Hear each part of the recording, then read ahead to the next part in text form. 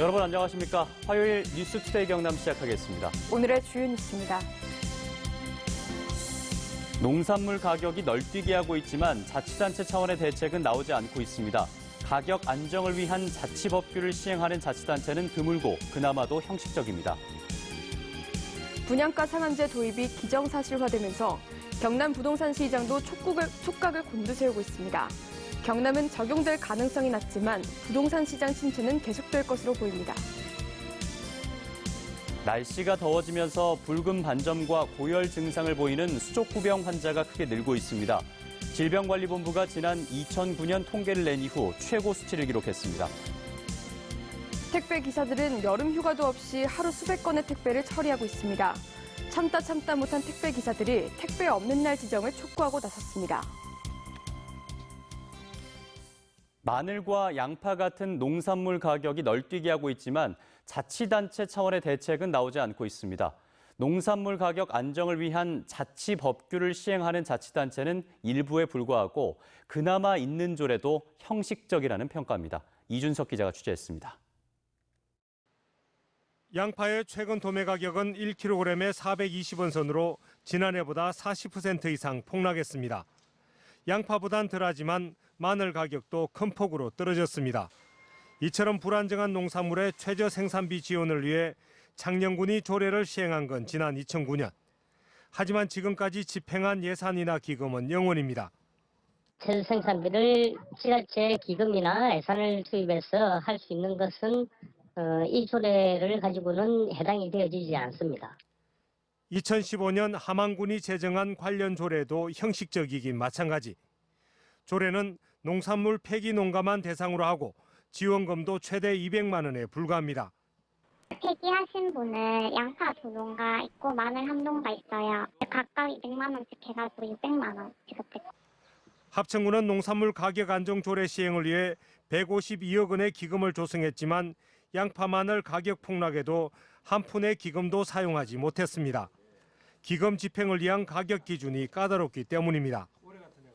조례를 지금 저희들이 한번 더 꼼꼼히 살펴보고 한번 그 개정사항이 있으면은 개정을 하려고 그렇게 검토를 하고 있습니다. 일부 자치단체의 조례도 있으나 마나지만 경상남도와 다른 시군에는 농산물 가격 안정을 위한 조례가 아예 없습니다. 양파 마늘 가격 폭락에 대해 정부가 책임을 져야 한다며 목소리를 높이는 지방의회와 자치단체. 대정부 건의도 중요하지만 조례 정비와 제정이라는 제 역할부터 제대로 해야 한다는 지적이 나오고 있습니다. MBC 뉴스 이준석입니다. 분양가 상한제 도입이 기정사실화되면서 경남 부동산 시장도 촉각을 곤두세우고 있습니다. 경남은 전국에서 미분양이 가장 많은 데다 매매가도 계속 하락세라 분양가 상한제가 적용될 가능성은 낮지만 부동산 시장 침체는 계속될 것으로 보입니다. 신은정 기자입니다. 재건축이 추진 중인 창원의 한 아파트 단지입니다. 조만간 조합원 분담금 확정 등 향후 절차를 앞두고 있는 만큼 분양가 상한제 도입으로 조합원 1인당 분담금이 커지지 않을까 촉각을 곤두세우고 있습니다.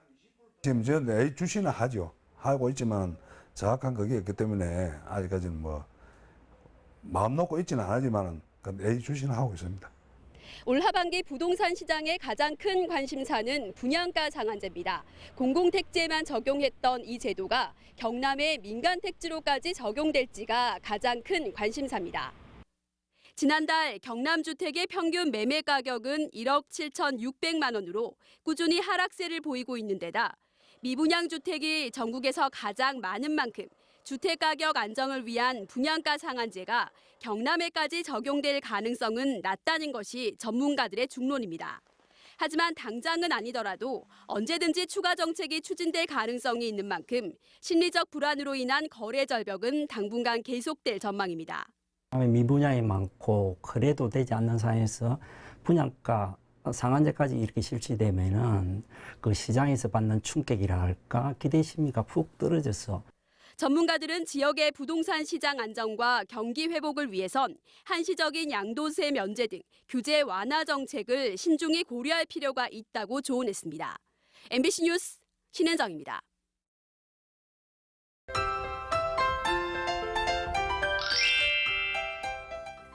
오늘도 경남 내륙을 중심으로 소나기 소식이 있습니다. 오후부터 저녁 사이에 비가 내리겠는데요. 이 비는 일부 지역에 집중돼 내리면서 천둥 번개를 동반한 시간당 30mm 내외의 강한 비가 오는 곳도 있겠습니다. 예상 강수량은 5에서 50mm가 될 것으로 보입니다. 오늘까지 낮 기온이 30도를 웃도는 곳이 많아 덥겠습니다. 오늘 창원의 아침 최저 기온 21도, 진주 20도에서 시작하고요. 낮에는 창원 29도, 진주 30도까지 올라 평년과 비슷하겠습니다. 위성 영상 보시면 오늘 구름 많은 날씨를 보이며 미세먼지 농도는 대체로 보통 수준을 보이겠습니다. 오늘 낮 기온 어제와 비슷하거나 어제보다 1, 2도가량 높습니다. 아침 기온부터 보시면 대체로 20도에서 21도 분포를 보이고요. 낮에는 밀양 21도, 양산 30도, 함안 32도까지 오르겠습니다. 서부 지역 역시 아침 기온이 20도에서 21도 분포를 보입니다. 낮에는 거창 29도, 합천 31도까지 오르겠습니다. 바다의 물결은 최고 1.5m까지 일겠습니다. 내일은 북상하는 장마전선의 영향으로 밤부터 비가 오겠는데요. 비는 금요일까지 이어질 것으로 보입니다. 날씨 정보였습니다. 경상남도가 발표한 공공병원 확충을 위한 연구 용역에서 사천시가 진주권역의 최적지 중 하나로 제시됐습니다. 특히 사천읍 지역은 대표적인 의료 취약지 지역인데 다른 지역과의 접근성은 뛰어나서 후보지로 거론되고 있습니다. 김태석 기자입니다. 저녁 8시 사천시 사천읍 보건지소. 감기에 걸린 환자가 공중보건의의 진단 그리고 주사와 약 처방을 받습니다. 이전엔 조금만 아파도 진주로 갔는데 지난 1일부터 야간 진료를 시작한 보건지소를 찾은 겁니다. 애가 아프다거나 그럴 때는 진주로 가는 경우가 많이 있었죠. 낮에 이렇게 일을 하고 여기 오니까 조금 저희들 입장에서는 아주 좀 편리한 점이 많죠. 공중보건의와 간호사, 행정요원 3명이 매일 자정까지 근무하고 있지만 전문의가 없고 응급의료 장비도 없어 감기와 복통, 알러지 등 증상이 가벼운 환자만 받을 수 있습니다. 이러다 보니 야간 진료를 시작한 9일 동안의 환자는 6명에 불과합니다. 홍보가 덜 된 건지 아니면 정말 환자가 없는 건지는 잘 모르겠는데 저희들이 생각했던 것만큼은 환자가 많은 건 아니고요. 사천읍을 비롯한 4개 읍면 인구 6만여 명의 중심지인 사천읍의 저녁 시간. 사천읍에 있는 민간병원 중 야간 진료를 하는 곳은 단 한 군데도 없습니다. 2011년까지는 응급의료기관이 한 곳 있었지만 요양병원으로 바뀌었고 야간 진료실을 운영하던 민간병원도 의료진 부족과 경영수지 때문에 중단했습니다. 이런 가운데 경상남도가 설립할 서부경남 공공병원의 최적지가 사천으로 제시됐다는 소식이 반가울 수밖에 없습니다. 산청이나 남해나 하동 같은 경우는 굉장히 인구 감소하는 큰 지역이기 때문에 그래서 전반적으로 볼 때는 사천 쪽이 좀 더 방점이 있지 않나 그렇게 생각이 듭니다. 산청, 남해, 하동에서도 접근성이 뛰어나고 항공우주 산업 성장으로 의료 수요 증가도 예상되는 사천읍이나 사천 나들목 인근 등 구체적인 장소도 거론되고 있습니다. 사천읍 정동면 사람 용행이 한 6만여 명의 시민들이 살고 있습니다. 지금도 대규모 아파트가 지금 늘어나는 추세고 앞으로도 아파트가 지금 2만 4천 가구가 더 늘어날 거고. 사천 지역의 공공병원 설립 여부가 이달 또는 다음 달에 발표될 경상남도의 연구 용역 최종 결과에서 나올지 관심을 모으고 있습니다. MBC 뉴스 김태석입니다. 날씨가 더워지면서 붉은 반점과 고열 증상을 보이는 수족구병 환자가 크게 늘고 있습니다. 질병관리본부가 지난 2009년 통계를 낸 이후 최고 수치를 기록했는데 수족구병은 전염성이 높고 예방 백신이 없는 만큼 철저한 위생 관리가 필요합니다. 서창우 기자가 보도합니다. 21개월 된 여자아이를 키우고 있는 A씨. 아이의 발에 붉은 반점이 생기고 열이 39도까지 치솟아 지난 주말 급히 병원을 찾았습니다. 요즘 유행하는 수족구병이었습니다. 처음에는 단순한 열감기인 줄 알았어요. 그런데 발에 반점이 생기고 나서부터는 전염병일지도 모르겠다라는 생각이 들었어요. 최근 집계된 수족구병 환자 수는 외래 환자 1000명당 66.7명. 지난달보다 1.5배 늘었는데 지난 2009년 질병관리본부가 통계를 낸 이후 최고 수치를 기록했습니다. 특히 0세에서 6세 환자의 발생 비율이 가장 높았습니다. 수족구병을 일으키는 콕사키, 엔테로바이러스 등 장내 바이러스는 온도가 오를수록 활동력이 왕성해집니다. 수족구병이 여름에 유행하는 이유입니다. 전염성이 강한 수족구병은 대부분 열흘 안에 자연 회복됩니다. 하지만 자칫 뇌막염이나 뇌실조증 등 신경계 합병증으로 이어질 수 있는 만큼 각별히 신경 써야 합니다. 열성 경련이 일어날 수 있습니다. 그래서 특히 고열이 39도 이상 올라간다든지 일반적으로 이제 보는 소변량의 한 2분의 1 이하로 주는 경우에는 가까운 병원에 방문하셔서 수족구병은 예방 백신이 없는 탓에 손 씻기 등 개인 위생 관리에 주의를 기울여야 합니다. 아이를 키우는 가정에서는 장난감이나 집기류 등을 자주 소독하고 아이가 수족구병 의심 증상이 나타나면 유치원이나 어린이집은 물론 외출도 자제해야 합니다. MBC 뉴스 서창호입니다. 본격적인 무더위가 시작됐지만 택배 기사들은 여름 휴가조차 없이 하루 수백 건의 택배를 처리하고 있습니다. 참다 못한 택배 기사들이 택배 없는 날 지정을 촉구하고 나섰습니다. 이재경 기자입니다. 7년째 택배 기사로 일하고 있는 전혜성 씨. 점심시간을 훌쩍 넘겼지만 일을 멈출 수 없습니다. 닦아도 멈추지 않는 땀을 흘려가며 눈코 뜰 새 없이 일을 해도 물량이 너무 많아 물건을 들고 뛰거나 끼니를 거르는 일은 이제 일상이 됐습니다. 택배 기사들의 하루 평균 배달량은 모두 250여 건. 물량이 몰리는 화요일에는 무려 400여 건의 물량을 하루 만에 모두 배달해야 합니다.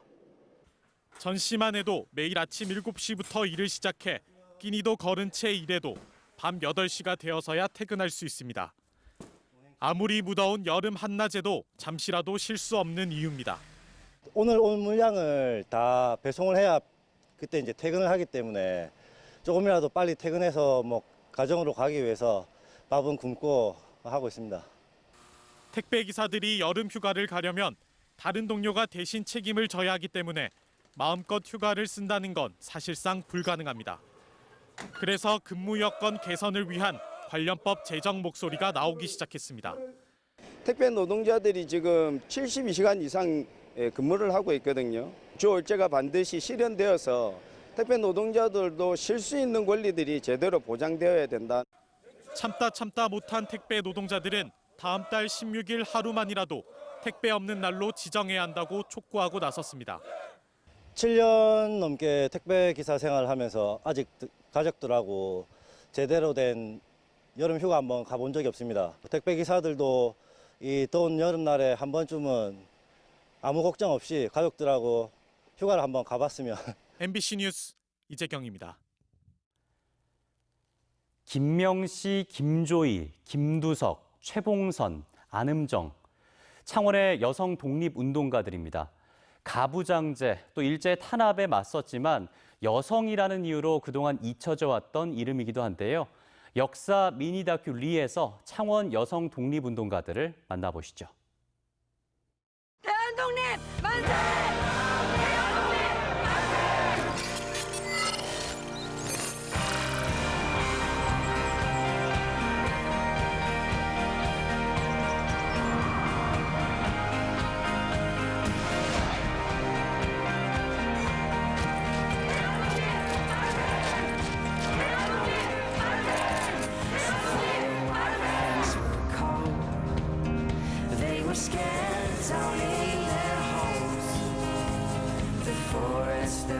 Was green, was colored black by those killing machines. But she and her furry friends took down the queen, beyond her men. And that's how the story goes, the story of the beast with those 4 dirty paws.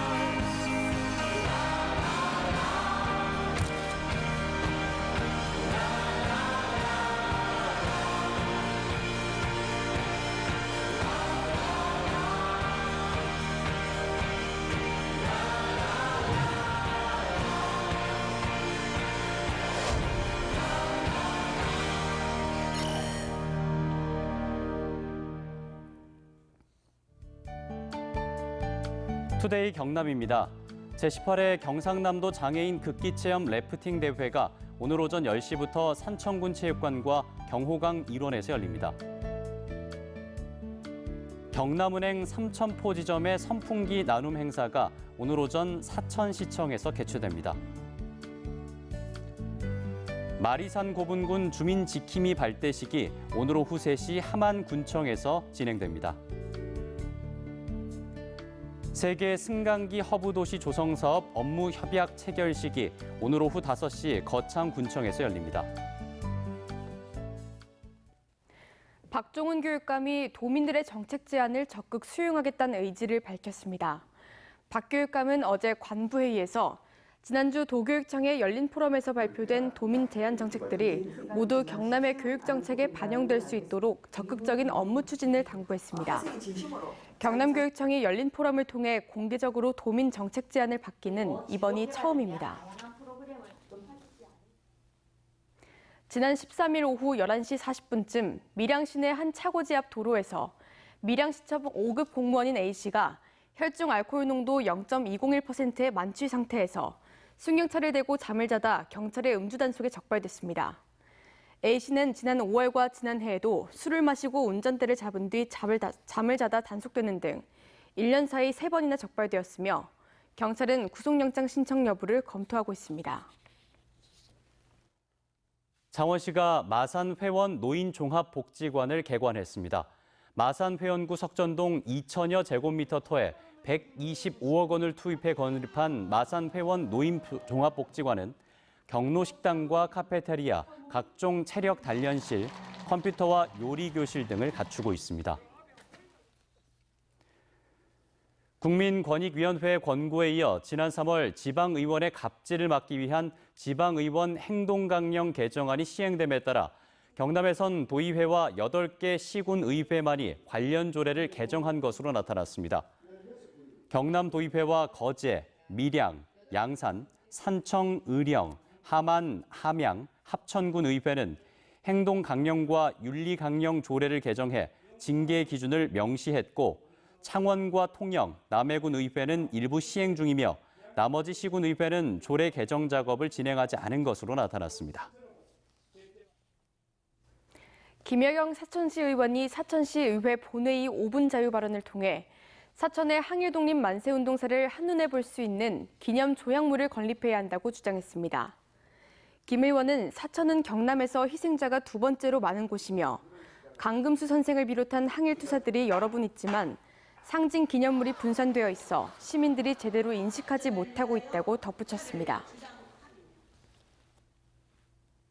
이낙연 국무총리가 김해 신공항 검증 요청에 대해 가급적 이른 시일 안에 객관성과 공정성, 과학성을 갖춘 검증기구를 만들 것이라고 말했습니다.